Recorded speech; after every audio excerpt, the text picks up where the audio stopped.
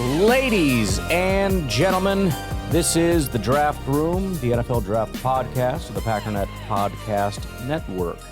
If you'd like to call in, the phone number here is 608-561-3243. Leave a message with thoughts, questions, comments, concerns, prospects, mock drafts, whatever. We are going to continue on with our Pro Day series here as we try to rip through all the different Pro Days, what we learned, who is doing what, and who's interested in who, etc., etc.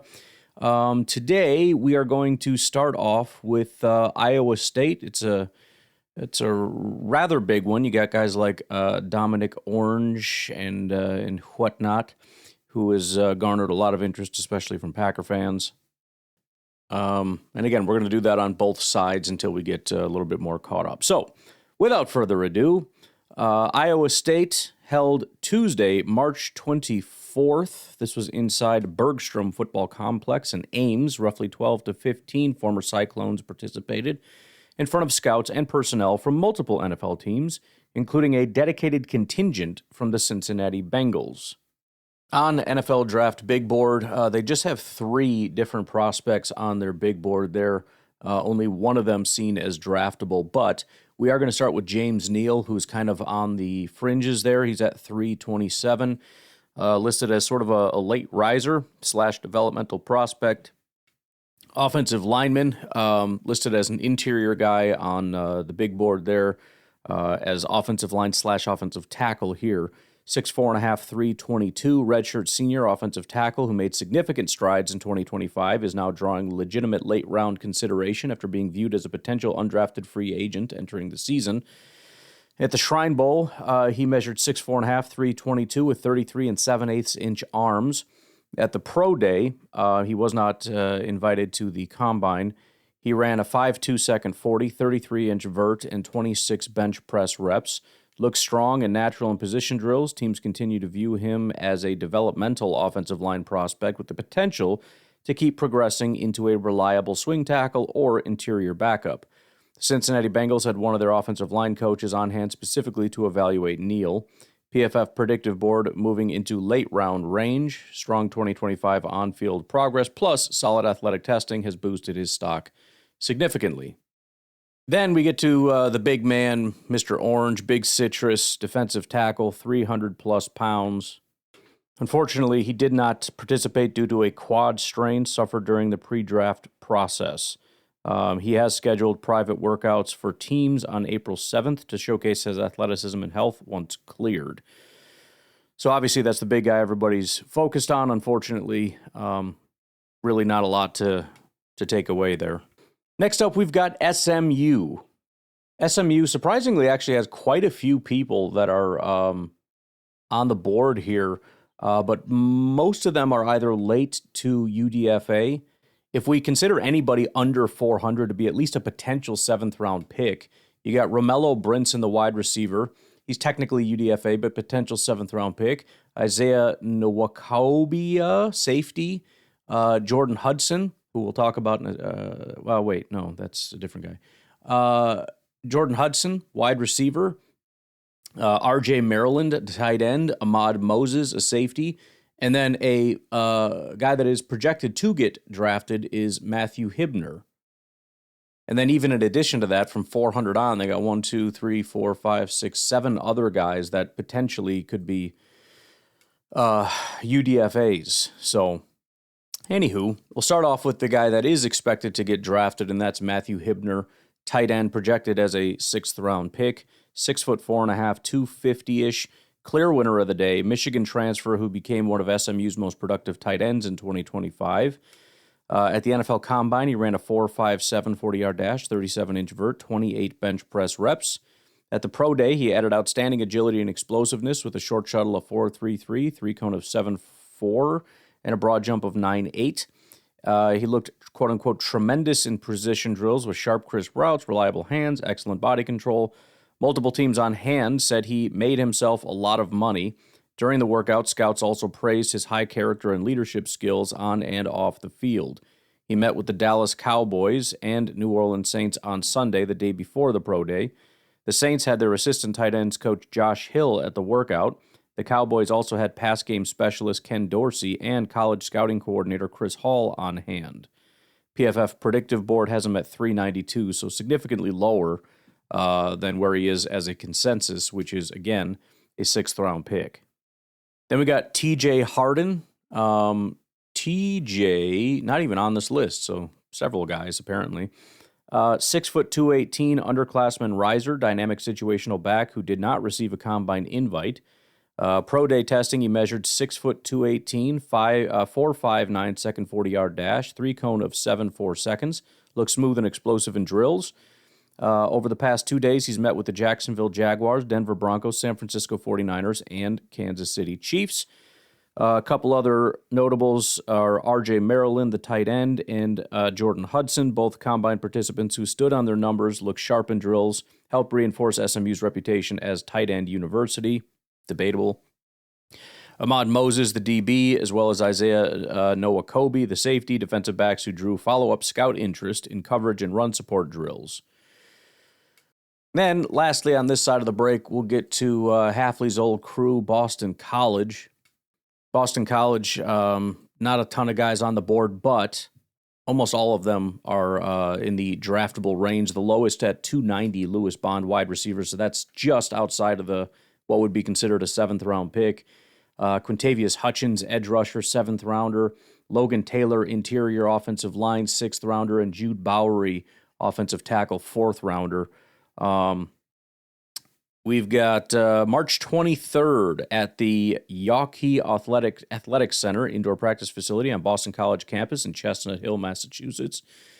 The workout was essentially a home event for the New England Patriots, whose Gillette Stadium headquarters is 45 minutes away. Head coach Gerard Mayo, GM Elliott Wolf, and most of the Patriots staff, including offensive line coach Doug Marrone, attended alongside scouts from nearly every NFL team. Roughly a dozen Eagles participated, with the day heavily focused on the offensive line and skill positions. Top guy, Jude Bowery, tackle guard, depending on your view, 6'6", 315, 320-ish. Multi-year starter at left tackle who entered the season as one of the highest-rated tackles in the class, but battled injuries in 2025 and had a disappointing week of Senior Bowl practices. He stood on his marks from the NFL Combine. At the pro day, he completed 24 bench press reps and fully participated in position drills, worked out at both left and right tackle. Teams are also considering him at guard. Looked fluid and powerful in pass pro sets. As far as teams, he met individually with the Jets and Saints. Both had their offensive line coaches on hand, as well as obviously the Patriots' full contingent getting a close look at him. Is listed here saying he will be a day 2 pick. Again, he's at 123, which would make him a 4th-round pick. So we'll see. But, that seems to be how certain people feel. Logan Taylor, again, consensus 6th-round pick, 6'5", 310. Multi-position offensive lineman, one of Boston College's most consistent starters in 25. Stood on all his combine numbers, did not retest, but worked out extensively at both tackle and guard. Teams believe he can line up at any offensive line spot on Sunday except center. Looked natural and strong in position drills, met individually with the Jets and Saints, and Patriots, obviously, again. Lewis Bond, wide receiver, 6 foot 190. He's the guy that's just outside of the 7th round at 290 on the consensus board. Productive outside receiver who's one of the more notable snubs from the 26 NFL Combine list. He ran a 40-yard dash of 4.48 to 4.55, depending on the stopwatch. Looked exceptional catching the ball in position drills with strong hands, body control, and competitiveness. Essentially Sports Big Board currently grabs him as a late 5th-round pick. The workout helps solidify his day 3 priority UDFA case with immediate slot and outside and special teams upside. Okay, that's a wrap on those. We'll take a break. We'll come back and rip through several more. All right, let's talk Texas Pro Day, held March 24th inside the Denny's Fields practice bubble in Austin. Scouts and personnel from all 32 teams in attendance. A large contingent came from the Texans and Cowboys, including head coach Brian Schottenheimer and multiple staffers. The Saints and Panthers had GM Dan Morgan, specifically for Anthony Hill Jr. 16 Longhorns participated in full testing, position drills, and individual meetings. Speaking of Anthony Hill, who is their top prospect, the linebacker presumed to be a second-round pick. 6'2", 238, team captain, one of the most productive inside linebackers in the SEC. Stood on all his combine marks, a 4.5 140-yard dash, which was third among linebackers, and 37-inch vert, as well as 21 bench press reps. At the pro day, he was limited to position drills only. The Giants ran the linebacker session. Several scouts noted he had a bad or soft body and needs significant weight room work. That's not great. Team interest from the Dallas Cowboys and Carolina Panthers GMs who attended specifically to evaluate him. The Cowboys took both Moore and Hill Jr. to dinner on Monday. Both also met with the Miami Dolphins, Cincinnati Bengals, and Denver Broncos. He could potentially slide to the bottom of round one, remaining a high-floor, high-character starter, but medical and conditioning questions are being discussed. Standout performer of the day was Trey Moore. Trey Moore is a consensus sixth-round pick at 201. He is a linebacker/edge rusher at 6'2", 243.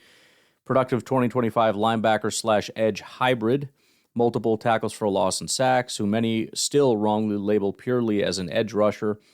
At the combine, he stood on most of his marks, a 4.54 second 40-yard dash, which was fourth among defensive ends, and 38.5-inch vertical. He added elite agility testing at the pro day, a short shuttle of 4.21 seconds and a three cone of 7.08 seconds, which are both good marks. Looked really good and explosive in both traditional linebacker drills and pass rush sets, showing fluid movement, closing burst, and versatility. Cowboys took, we already heard that, Moore and Anthony to dinner. Both met with the Dolphins, Bengals, and Broncos. Then you got Jalen Gilbo. I think I said that right. Just outside of the seventh round. We'll call him a seventh rounder. Cornerback currently at 267 on the consensus board. 6 foot, 190 pounds, limited because of a hamstring. Unable to test at the combine. He timed at 4.52 seconds at the pro day at the 40-yard dash, 6.86 second three cone. Wow. And that's with his hamstring still being kind of jacked up. Posted 15 bench press reps, 34-inch vertical. Looked terrific in position drills despite the injury. Late round prospect. Workout helped solidify his chances of being drafted. The much more prominent corner is Malik Muhammad, 5'11", 190 pounds. Stood on all his combine numbers. He added a 6.95 three cone. Was said to have looked terrific in defensive back drills, which were run by the Houston Texans and Minnesota Vikings. He is a rising day 2, early day 3 corner with polished coverage skills. Michael Ta'afe, safety, 6th round prospect, 6 foot, 200 pounds, stood on most of his combine marks, but timed super quicks at 6.8 second three cone and 4.15 second short shuttle, both of which are outstanding. Strong day 3 safety prospect with rangy playmaking ability. Ethan Burke, defensive end, he is 353 on the consensus board, so pretty comfortably in the UDFA range, but roughly 6'6", 267. Testing at the pro day, his best mark at the 40 was a 4.94 second 40-yard dash, a 1.68 second 10-yard split, 6.94 three cone, and 4.33 short shuttle. Looks smooth and fluid in position drills, which are run by the New Orleans Saints. While the 40 was slightly disappointing, his explosiveness off the line and shuttle numbers were exceptional. The only other notables would be quarterback Matthew Caldwell, tight end Jack Endries, defensive lineman Travis Shaw, offensive lineman DJ Campbell, defensive lineman Cole Brevard, and several others who drew different levels of interest from different scouts in attendance. And then lastly, we'll talk about the Cincinnati Pro Day, held on March 24th at the Sheekley Indoor Practice Facility and Performance Center on the University of Cincinnati campus. All 32 teams were in attendance. Massive hometown presence with the Cincinnati Bengals, including head coach Zach Taylor and most of the coaching staff. 17 Bearcats participated, with the day focused heavily on linebackers, receivers, and defensive front. Not surprisingly, the top prospect, and kind of similarly, not a lot of prospects here, but all of them draftable between 2nd and 6th round.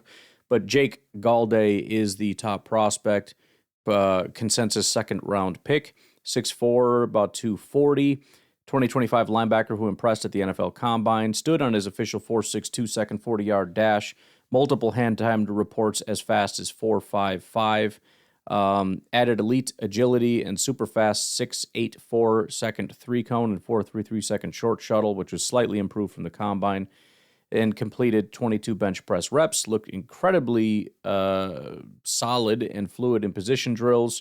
4 linebackers and assistant linebackers coaches from the Jets, Saints, Bills, and Bengals were on hand. After drills, the Saints and Dolphins, scout Grant Wallace, ran him through an individual workout. Currently cemented as a 2nd-round pick. Then you got another linebacker by the name of Jack Dingle. He is not on this group. 6'4", 235, woefully underrated riser. So there you go. I mean, when I say this group, I mean on the consensus board at all. Underrated inside linebacker who was not invited to the Combine despite strong production. His pro day, unofficial 40-yard, ranged from 4.51 to 4.62, short shuttle of 4.13, 3-cone 7.10, vert of 35 inches, bench press 23 reps, measured just over 6'4", 235, looked terrific and explosive in position drills, met individually with the Saints afterward. Official top 30 visit scheduled with the Las Vegas Raiders. Apparently, despite a lot of media hype, he is getting legitimate late-round consideration. Wide receiver Jeff Caldwell, who is considered a 5th-round prospect on the consensus board, 6'5.5", 216 pounds. Had a bit of a mixed day. A Lindenwood transfer who posted one of the most explosive Combine workouts of the class at 4.31 second 40, 42-inch vert, 11.2 broad jump. He stood on all his Combine numbers and participated only in position drills and route running. He had a lot of dropped passes and inconsistent in drills despite the strong athletic profile. Multiple receivers coaches in attendance, including the Bengals, Giants, Vikings, Patriots, and Saints. Rough showing in catching and position work tempers some of the Combine hype, but he remains a developmental day 3/priority UDFA big slot or outside target. Then we got the big man, Dante Corleone, 6'1", 333. Didn't work out, of course, because of medical exclusions at the Combine with a left ankle injury, because, of course, all these big guys that are 230 aren't doing any drills because they're all hurt because their body is crumbling under the weight. He weighed in 7 pounds lighter than his Combine number, which is good, actually. Usually when these guys have these medical issues or whatever, they're not working out, they're gaining weight. He's actually dropping weight, which is great. I don't know if it's great, but it's better than gaining weight, I think. Recent history, poor showing and sat out most of the Shrine Bowl week in a boot. Past blood clot issues, so there's a lot going on here. Joe Royer. He is consensus 5th-round pick, 143, 6'5", 247. Also did not work out. Skipped on-field testing at the Combine. Decision not to test at either the Combine or Pro Day has raised notable red flags with evaluators regarding his health and readiness.